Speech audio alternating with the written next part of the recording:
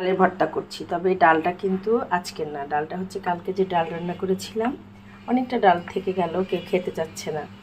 ডালটা আমি এইভাবে শুকিয়ে ফেললাম, শুকিয়ে এখন কাঁচামরিচ, পেঁয়াজ আর সরিষার তেল আগে ভালো মতো ডলে নিচ্ছি। তারপরে আমি ওই ডালটা দিয়ে এটাকে ভর্তা করে ফেলবো। আজকে কিন্তু খেতে এটা ভালো লাগবে। আমার ডালটা খাওয়া হয়ে গেল, একটা ভর্তার আইটেম হয়ে গেল। জানি অনেকেই হয়তো এভাবে খান, এখানে আসলে লবণ দেওয়ার দরকার পড়বে না, কারণ ডালটা যখন শুকিয়ে গেছে ডালের লবণটা একটু বেশিই লাগছে। এখন পাতলা থাকতে তো এতটা লবণ লাগতো না, এখন শুকানোর ফলে ডালটা লবণ লাগছে বেশি, তাই এখানে আমি আর কোনো লবণ টবণ দিব না। হয়ে গেছে আমার ডাল ভর্তা, গরম ভাতের সাথে খেতে এটা খুব ভালো লাগবে। কেউ চাইলে শুকনো মরিচের দিয়েও করতে পারেন, সেটাও ভালো লাগে। শুকনো মরিচের একটু ঘ্রাণ আসবে অন্যরকম।